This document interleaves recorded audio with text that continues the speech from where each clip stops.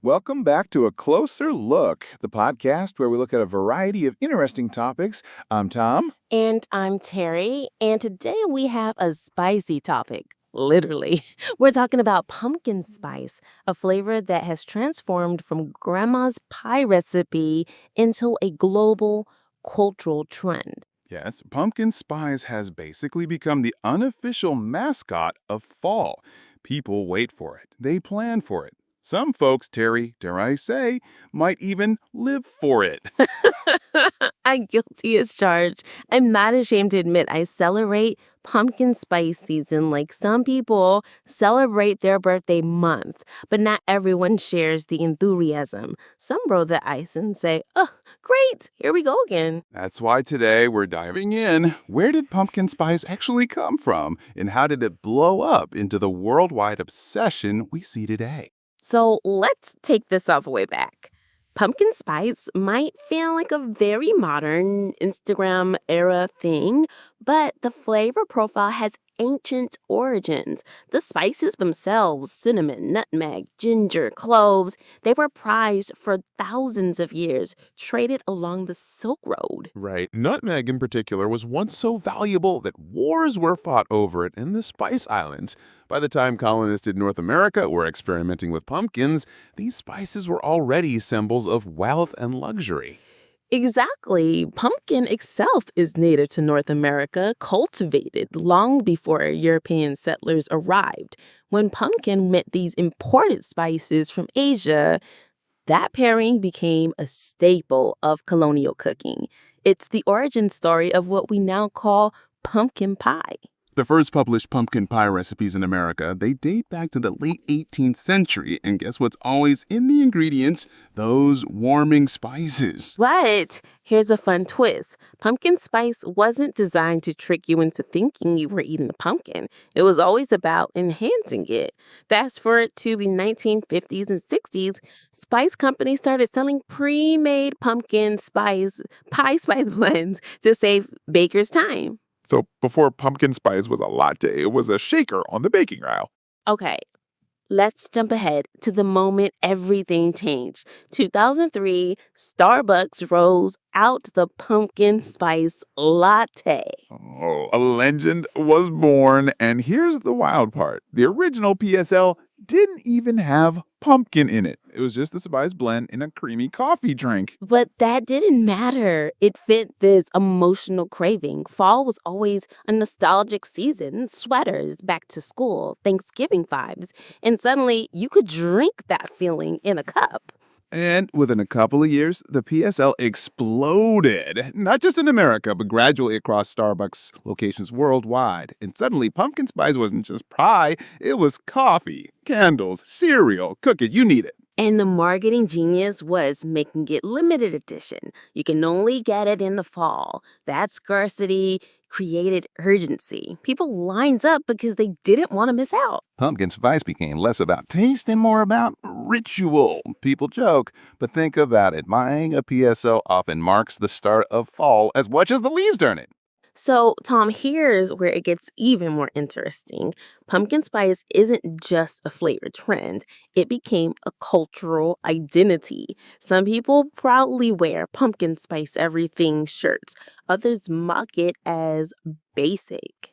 Let's talk about that word, basic. Somehow, pumpkin spice got tangled into cultural commentary about consumerism, gender, and trends. It became shorthand for a certain lifestyle image. But let's be honest, behind the jokes, there's a reason people love it.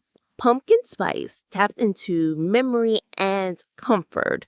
Food scientists say the aroma alone can activate the same brain centers as nostalgic memories. There's also biology at play. Those spices create a warming sensation on our palate, signaling coziness. Adding caffeine and sugar and boom. Scientists call it a super stimulus. Your brain lights up like a Christmas tree. And there's psychology too. Having a seasonal flavor creates a temporal landmark. It makes time feel special, like a yearly tradition you look forward to. So here's the question. How does pumpkin spice play outside the U.S.? Great point. In places like Canada, where pumpkin pie is also a Thanksgiving staple, the PSL became just as beloved as it is in the States.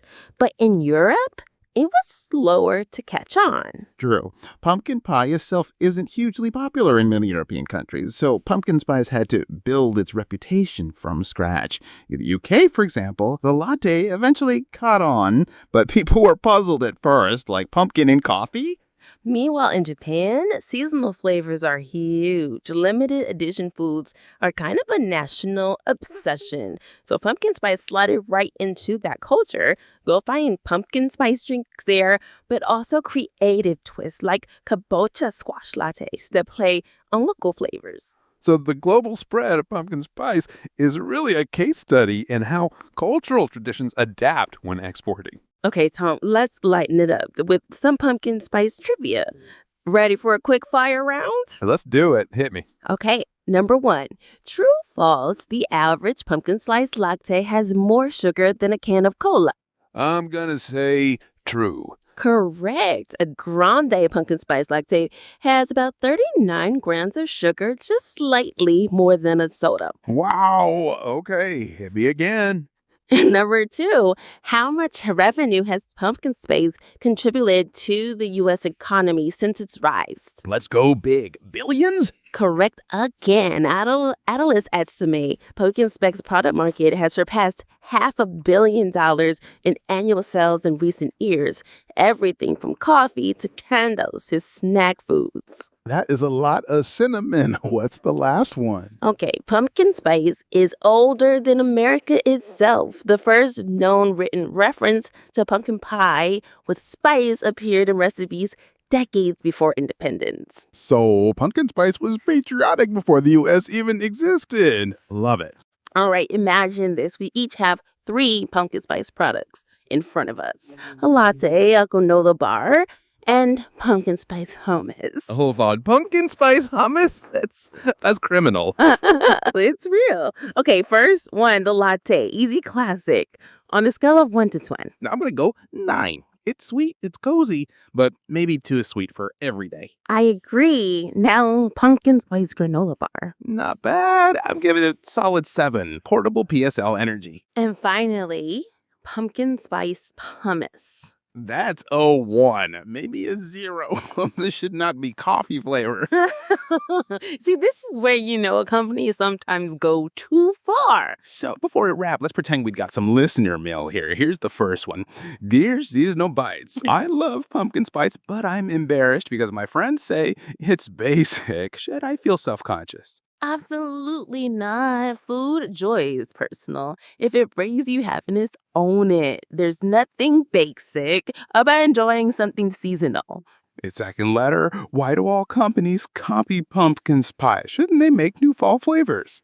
Good question. They do try apple cider, maple, chai, but pumpkin spice just outperforms them all. Companies follow the money. Final letter. Do you think pumpkin spice is here for the long haul, or will it fade like other trends? At this point, longevity is proven. Pumpkin spice is moving from trend to tradition. Chill. What's next for pumpkin spice? We've already seen protein powders, and stick ramen, and even pumpkin spice toothpaste. Yes, but I think the next frontier might be a return to authenticity. More real pumpkin, less sugar. Artisanal spices, a refined, grown-up pumpkin spice.